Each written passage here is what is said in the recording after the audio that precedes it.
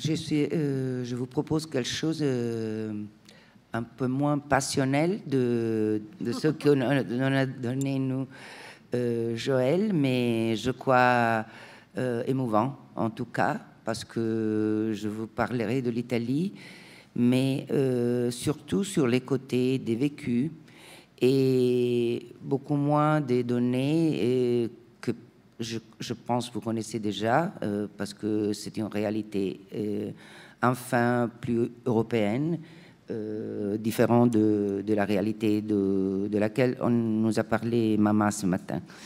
Je préfère lire, et parce que ça m'aide à la synthèse, et dont aussi Daniel sera très content. Je fais part de...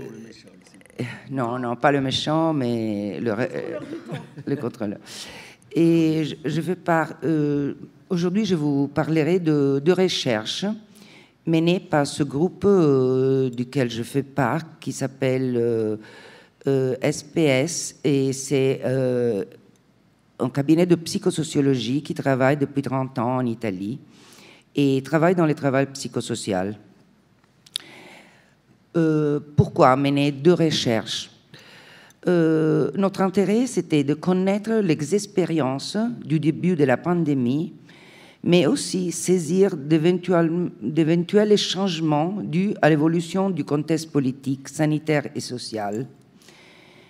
Il faut dire que pour nous, le centre de la recherche est très lié au désir d'avoir des clés de lecture pour notre travail avant tout.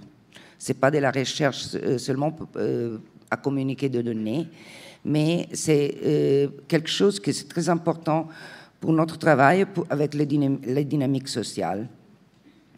La première recherche a été la seule en Italie qui proposait à un grand nombre de personnes de parler de leur expérience de l'épidémie de Covid au moment où elle se propageait. La seconde, menée 8 mois plus tard, visait à comprendre les expériences de coexistence des gens avec le Covid. Quelques données du contexte de la première recherche. Du 1er mars au 5 mai 2020, nous avons impliqué 420 personnes, soit à travers des entretiens libres qu'avec des groupes de discussion. Quel est notre contexte en Italie? Entre le 29 janvier et le 21 de février 2020, l'Italie entre dans les Covid. La contagion se propage principalement dans les régions du Nord. À partir du 10 mars, toute l'Italie deviendra zone protégée. Nous ne pouvons quitter la maison que pour des besoins avérés, tels que pour acheter la nourriture, achat des médicaments ou d'autres raisons de santé, et quelque chose pour le travail. L'Italie, vous le savez, est le lieu de la plus grande propagation du virus au monde après la Chine, à ce moment-là. Du début de mars à fin juin, la propagation des infections en Italie est préoccupante pour l'insuffisance du système de santé face à la pandémie. L'événement critique est la surcharge des soins intensifs. Les personnes sont traitées en phase aiguë et les personnes infectées ne sont pas prises en charge dans les 10 et 15 jours qui précèdent la maladie, dont la mortalité est élevée, très élevée pour les personnes âgées. Les infections dépendent des contacts sociaux, nous le savons maintenant. La seule défense jusqu'à ce qu'un vaccin soit disponible semble être d'éviter les contacts sociaux et se refermer à la maison. La recherche nous propose que la pandémie est arrivée dans un contexte social et culturel, à notre avis, déjà caractérisé par certaines manières de signifier les relations. Une clé, à notre avis, est que nous vivons à une époque individualiste. La culture dominante semble tourner autour de l'hypothèse que chacun pense à soi, ou le bien-être, ou comme on dit, le bonheur, représente un objectif que les individus peuvent, ou plutôt doivent, poursuivre au détriment, certaines fois, de valeurs sociales telles que le bien-être, la solidarité, la santé. Par exemple, certaines premières réactions émotionnelles à la pandémie ont été marquées par une avidité individualiste. Pensez à vider les supermarchés ou stocker les produits basiques ou le stock de masques qui tout de suite a manqué sur les marchés. Ici est évidente la composante trompeuse d'un comportement cupide. Ceux qui ont vidé les supermarchés ont causé des dommages à l'approvisionnement de tous. Ceux qui ont accumulé les masques, empêchant leur diffusion aux autres, ont rendu les autres dangereux pour soi-même. La recherche nous propose 3 points de réflexion. Le principal, c'est une polarisation des relations qui montre l'échec d'une coexistence fondée sur l'individualisme. La seconde, c'est la découverte décevante de la faiblesse des systèmes de pouvoir. La troisième, l'ambivalence envers la famille. Voyant le premier aspect central de vivre la pandémie, est tout centré sur le présent, les autres et nous, où nous trouvons de façon polarisée dans une dichotomie émotionnelle, où d'une part sont les malades à l'hôpital, de l'autre les sains à la maison, d'une part les autres, de l'autre nous. Donc les autres sont les hôpitaux, avec les actions visant les traitements, mais aussi inefficaces, où tout se caractérise par l'urgence.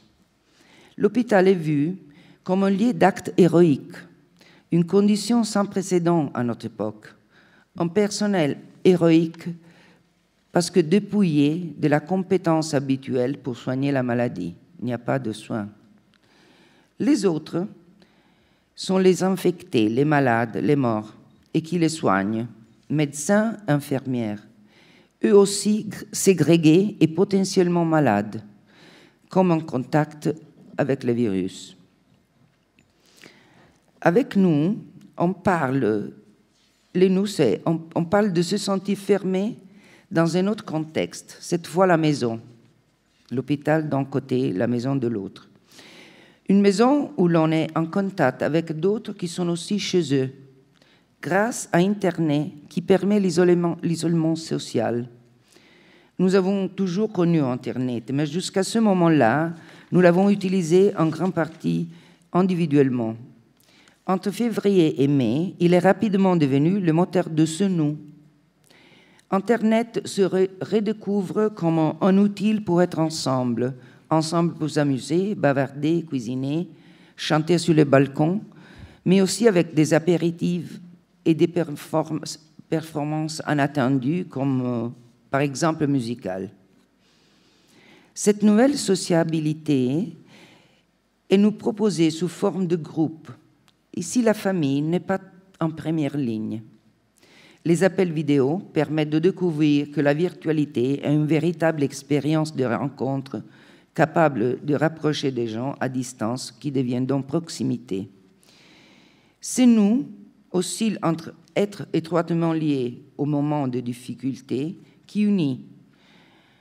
En ce sens, élimine les différences et suggérer une proximité sans précédent qui peut persister dans les temps. On pense vraiment qu'on pourra continuer comme ça. Une sociabilité induite par la peur est apparue massivement et nous a envahis avec une émotionnalité marquée par une certaine dimension maniaque dans ce nous qui retrouve cette socialité par Internet. Donc, qu'est-ce que nous dit cette polarité initiale entre nous et vous? Du côté du vous, il y a un paradoxe. Là, auparavant, on attendait du système de santé qu'il soit compétent. Maintenant, cela a été remplacé par l'héroïsme. En face à l'impuissance sanitaire, la seule réaction possible est de se refermer chez soi. Dans l'expérience de nos répondants, Refermer chez soi est un choix volontaire, résultant de l'impuissance de la santé à traiter et arrêter la pandémie. Ce n'est pas vraiment d'obéir à les institutions qui ferment, mais c'est déjà quelque chose qu'on a fait volontairement. C'est la contrepartie de Elle et nous, un groupe, partageant l'angoisse, mais aussi rassurant les uns les autres, même dans une sorte de réponse maniaque à la dépression évoquée par une menace que l'on veut éloigner de la maison. Si avant de la pandémie, individualisme et solidarité coexistaient, le virus a profondément miné un nous, faisant vivre les autres de manière persécutrice. Avec le virus, tous les autres sont ennemis. Donc, la recherche nous dit que ce nous est la possibilité d'une restauration d'une connotation amicale pour contrer la méfiance mutuelle suscitée par le virus et entretenir un semblant d'humanité. Cette humanité fondée sur la préservation de quelques symbolisations amicales dans des relations sociales. Un second point, nous dit la recherche, la découverte décevante de la faiblesse des systèmes de pouvoir. Cette position a été caractérisée par les mâles entre les 30 et les 49 ans. D'un côté, il y a les présents, les malades et nous, les malades et ceux qui sont en bonne santé. De l'autre, ce point de la recherche nous confronte à un passé d'inefficacité et à un avenir sombre, un passé qui a fragilisé tous les systèmes, principalement les systèmes de santé. Des données de réalité. En Italie, au cours de 20 dernières années, les ressources économiques pour les systèmes sanitaires ont été sévèrement réduites en vue d'économiser. La médecine locale est très appauvrie. L'intervention des médecins de santé de base a perdu sa centralité. Des petits hôpitaux ont été fermés tandis que la médecine spécialisée s'est renforcée et les grands hôpitaux sont devenus les présides de la santé publique. Les régions les plus riches, celles du Nord, sont devenues des pôles de soins pour les régions du Sud, qui sont de plus en plus privées de structures de santé. Ce sentiment de faiblesse ne concerne pas seulement la santé, mais tout le système de pouvoir dont on se sent généralement dépendant. La politique, le gouvernement, l'économie, le système démocratique en général. Ce sont tous des systèmes à l'égard desquels on se sent oublié, ou pire encore, trompé dans une situation dramatique où personne ne peut répondre à l'incertitude. Dans cette faiblesse, évoquer les conflits entre économie et santé. Un conflit qui oppose la recherche du bien-être économique d'une part et la protection de la santé des citoyens d'autre part. Cette partie de la recherche révèle la fausseté des valeurs de l'économie occidentale actuelle, où le citoyen doit être un consommateur bien intégré dans les cycles. C'est l'économie capitaliste, c'est l'économie de la consommation qui fantasme des ressources infinies, et non l'économie des investissements dans le futur. La politique chargée de solliciter les valeurs d'avidité s'accompagne de l'impuissance de techniciens, virologues, épidémiologistes. C'est ça qui, les gens pensent en ce moment du Covid. Ils ne sont politiques, techniques, virologues, épidémiologistes, non préparés à l'éventualité dramatique de la pandémie, incertains de ce qu'il faut faire et incapables de gouverner l'urgence. Ce sentiment de faiblesse se transforme en méfiance, où le passé imprégné de soupçons sur les mensonges sur le virus, quand au début le gouvernement réassurait les gens sur les dangers représentés par la pandémie. Et l'avenir maintenant devient un espace de complot possible, conduisant au démantèlement de sécurité démocratique actuelle. On parle ici du rapport au pouvoir et du sentiment de méfiance et d'abandon qui ne concerne pas seulement les conditions de manque de ressources réelles, mais aussi l'animation d'expériences de solitude sociale et une perspective hors de la cohésion sociale, mais au risque de l'égoïsme et plein de fantasmes de conspiration et de persécution. On le voit maintenant avec le Novax, c'est très fort. On craint que les pires instances politiques et économiques soient victorieuses de la crise engendrée par le virus, au détriment des libertés démocratiques et des valeurs de solidarité. On rappelle ici que seulement le pape, qui parle seul à l'humanité déjà le 27 de mars, prenne au sérieux l'angoisse des gens, alors que le gouvernement se balance entre un langage de guerre, combattre, bataille, trancher, et tout ira bien, une assurance empruntée au film américain. Répétez dans la TV. Un troisième point de la première recherche, l'ambivalence envers la famille. Ça, c'est caractéristique des femmes qui ont moins de 29 ans, surtout dans les grandes villes et dans les quartiers périphériques. Le vécu, c'est « enfin, nous sommes forcés d'être ensemble avec désir, mais aussi avec colère ». Donc, à côté de la découverte d'une rencontre possible par Internet avec les groupes des amis et la solidarité avec les voisins, on trouve l'émotion problématique d'être forcé à plein temps dans les relations familiales. La coexistence forcée dans la famille s'est faite avec souffrance et colère, causant des problèmes conflictuels et de la solitude. Ici, nous avons les expériences de cohabitation forcée entre parents et enfants, de l'entrée dans l'école dans la maison, une école ici en Italie qui a longtemps connu un fort conflit entre les enseignants et les parents qui ne croyaient plus que l'école donnera un avenir à leurs enfants. Pendant la pandémie, école et famille, forcées de coexister beaucoup plus étroitement, ils ont trouvé de nouvelles façons de communiquer et de suspendre les conflits. Ça a été intéressant. Ça a marqué un changement.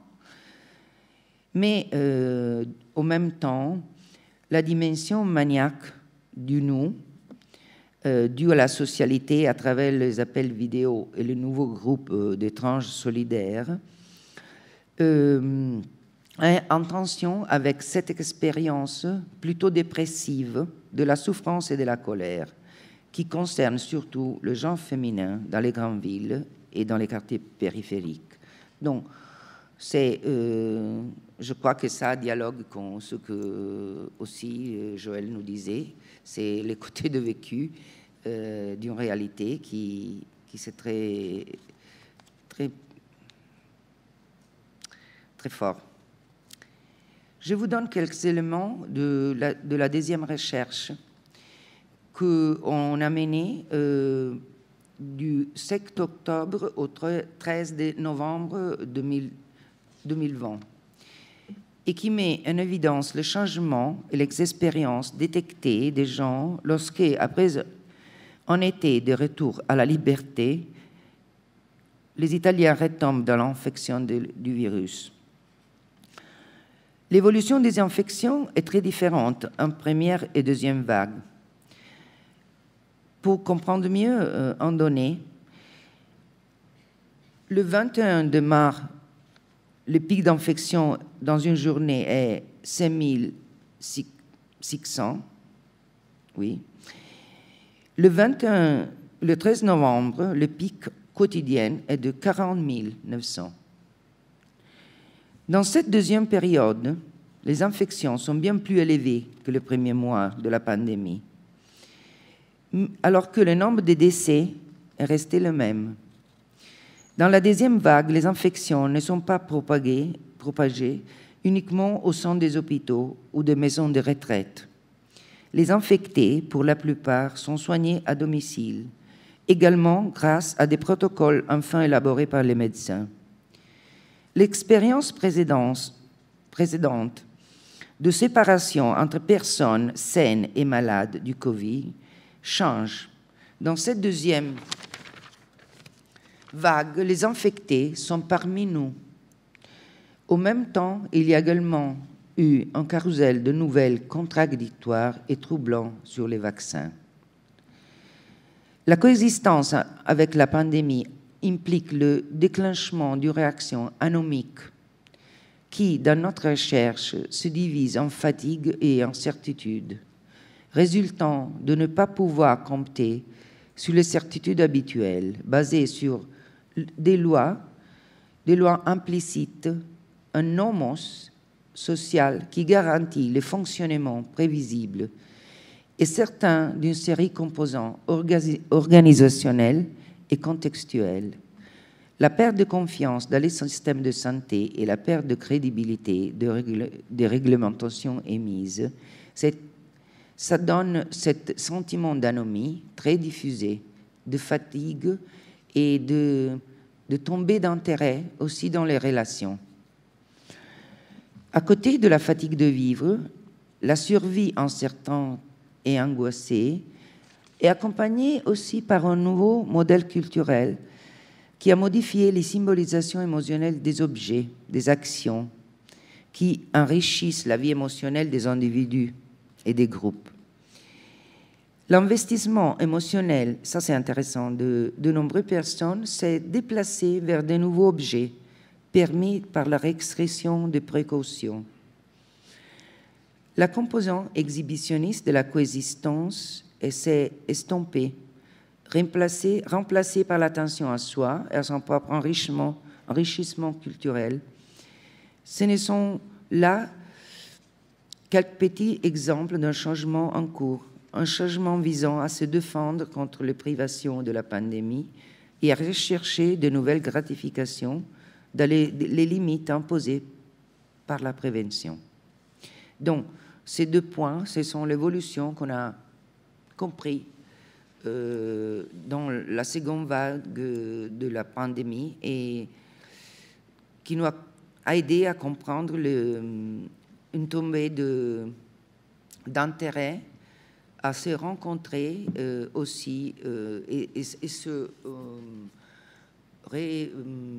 replier un peu. Donc, c'est de la dimension maniaque, c'est confirmer cette dimension anomique pour nous très important, qui a nous aidé beaucoup à comprendre ce que était en train de changer entre les groupes sociaux qu'on a été en train de rencontrer et avec lesquels on a maintenu des relations pendant tout le temps du Covid. Je m'arrête ici. Merci, Francisca.